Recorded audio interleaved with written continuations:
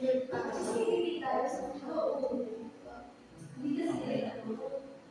you know why we're here? I'm going to teach you about balancing your diet. Um, so how are you feeling? Do you feel better?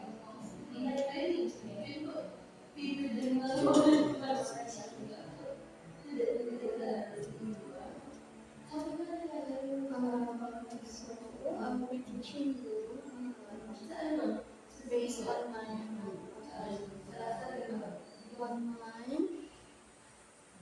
assessment of according to our NPI and statement of readiness. You are you are ready to seek and accept suggestion on a central health, which is your healthy water intake and healthy eating habits. And you have also limited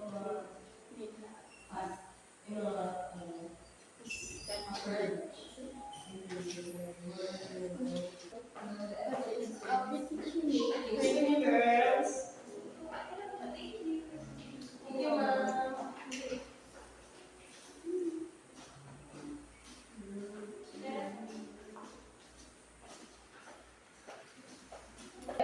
I'll be teaching you the part of topic is screaming.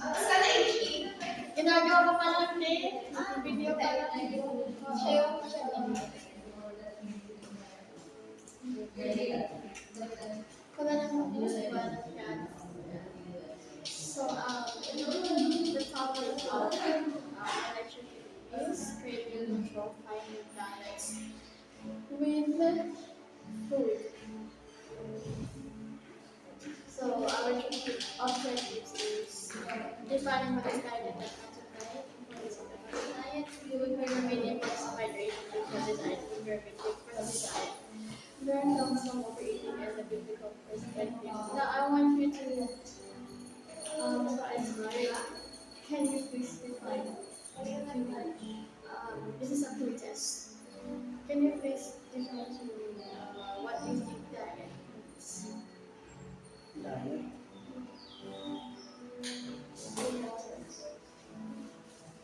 Controlling of it.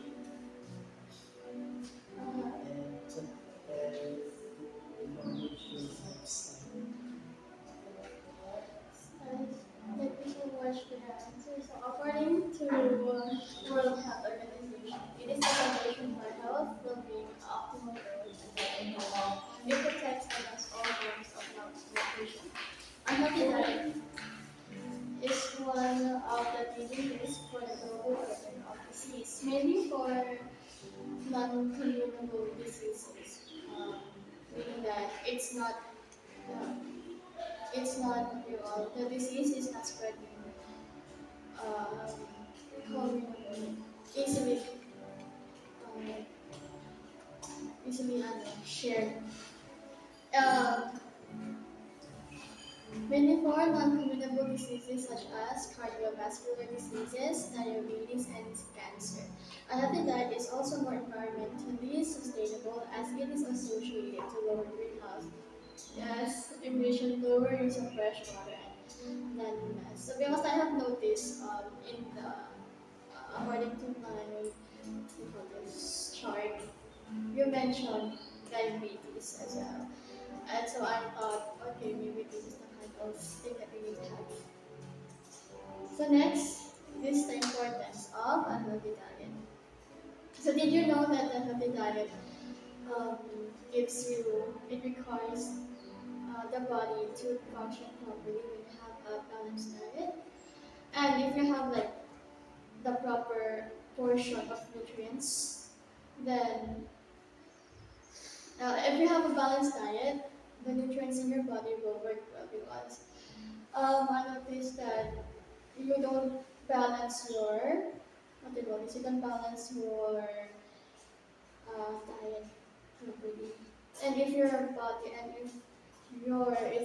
if your body is not balanced, the does not have a balanced nutrition, your body will have diseases, infection, and fatigue. Diseases like you might have arthritis, infections, and fatigue.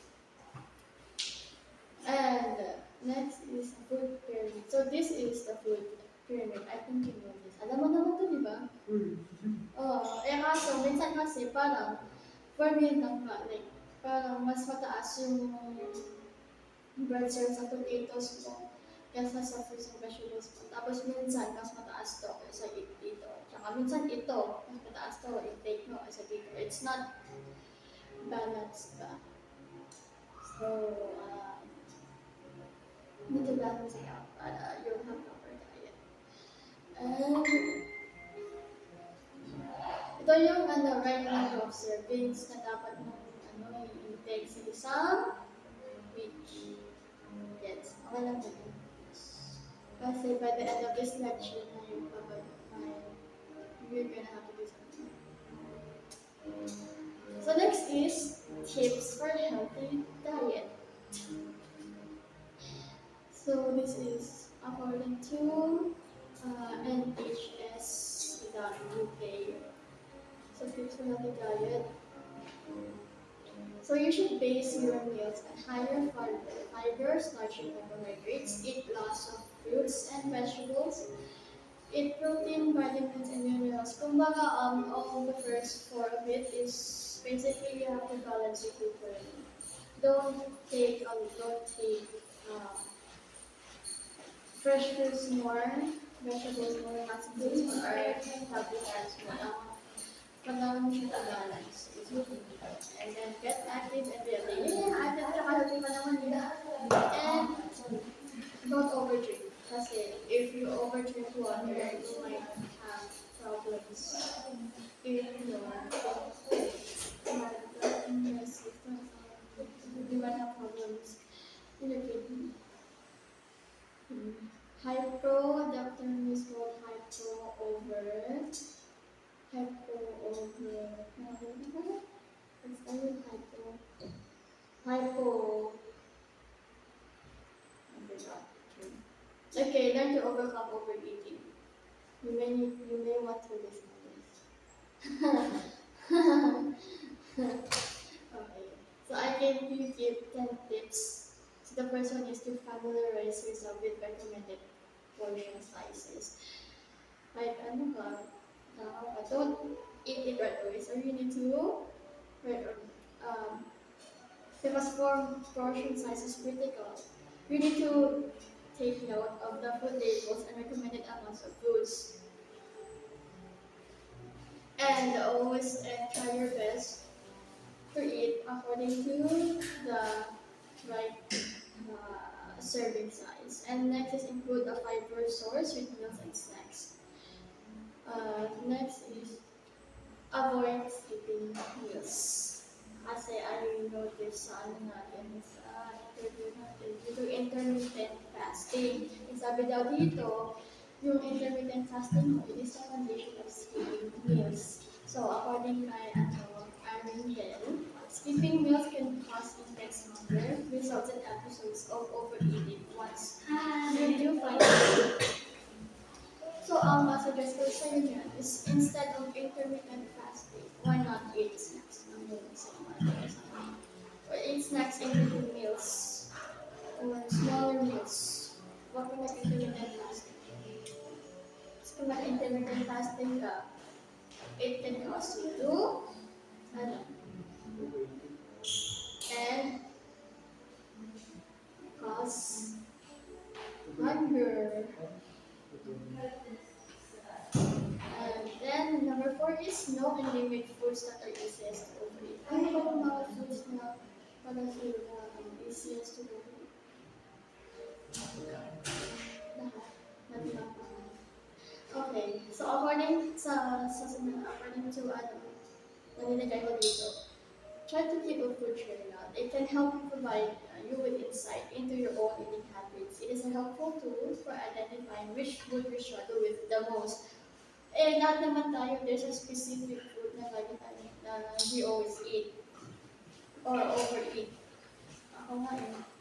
Let's see, for example, I struggle with chicken, overeat with chicken. Now for you, I want you to figure out what food you're struggling to overeat, like, ano, pakain. Next is stay hydrated. Don't, I mean, by staying hydrated, I mean, don't overdrink water. Kasi, pansin ko na you always go to the toilet, and it may not be great. It may not be good for your health. So, just keep it to, ano lang, once a day, ano lang, like 6 to 8 glasses cups per day.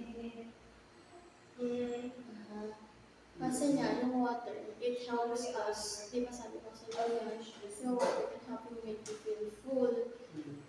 At the same time, it can also assist your hunger.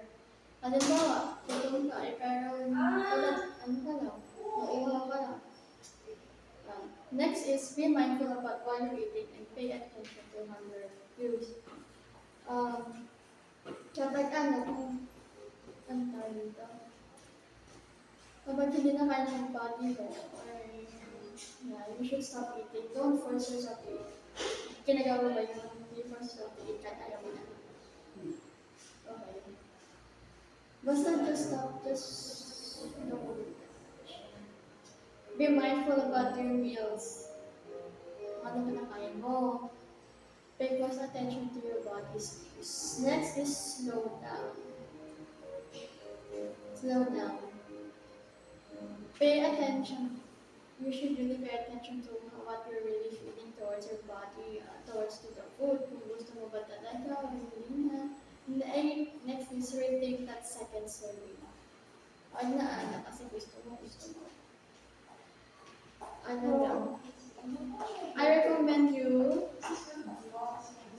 to wait at least 5 minutes if gusto mo talaga mag-second serving. Next is turn off your TV. Mag-snack time ka and then habang magpapon ka na ba habang kumakain? Okay. So while you're eating, just eat. Don't use phones while you're eating. Okay? Yan lang. Because actually, it will distract you. It will distract you when you're eating and it can lead you to overeat. Yeah. If you're gonna eat, phone side, you and your food now. Next is, the last one is, give yourself some grace. Giving yourself grace not only provides a little room in your diet, it also establishes a place for people when it comes to maintaining healthy patterns that can help reduce the chances of overeating. That is the biblical perspective. I want you to read this as a theology student. But you know that your body is a temple of the Holy Spirit, who is in you, whom you have received from God. You are not your own. You were bought at a price. Therefore, honor God with your bodies. Anong verse yan? Say 1 Corinthians 6:19 verse 20. So, ngayon, remember that huwag ka mag-overeat kasi it's not your body. Okay? And,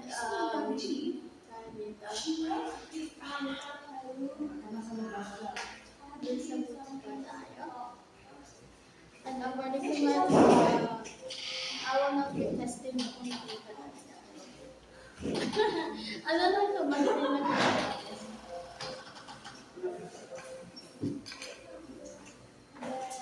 How many cups of water should the average adult drink per day?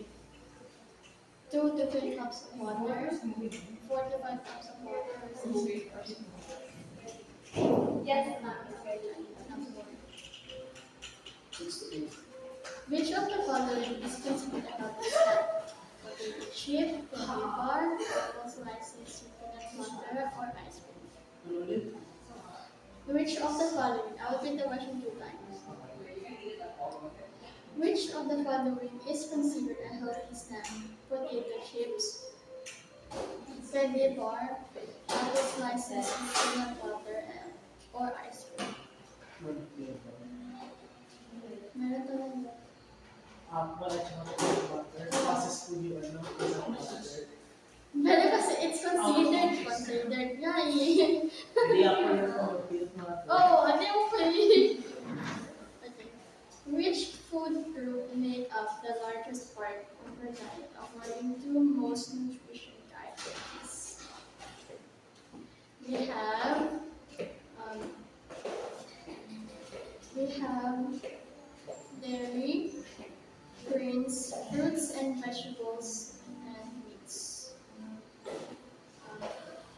Which food group should make up the largest part of your diet according to most nutrition guidelines?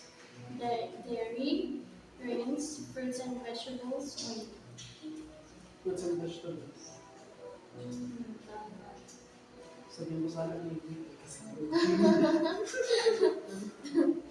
What is the one common cause of overeating? Eating only when hungry, drinking water before meals, emotional stress, getting enough sleep. pinakauna. Mali. Ano? Ano ulit yung tanong? Ulit na? Common cause of overeating. Eating only when hungry, drinking water before meals, emotional stress, getting enough sleep. Common cause. See? Ano yun? Emotional distress. Oh, emotional distress. Which of these is a sign you might be overeating? Feeling comfortably full, feeling bloated or sluggish after meals, eating small meals throughout the day, or drinking water before meals.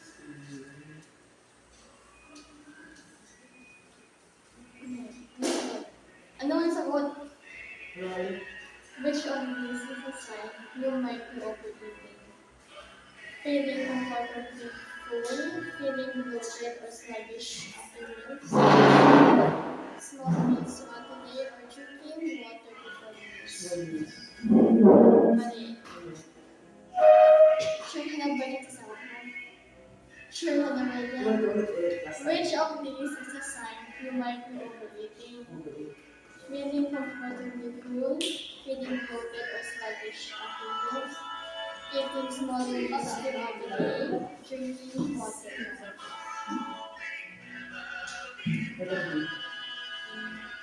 Tama. After having it 3 times?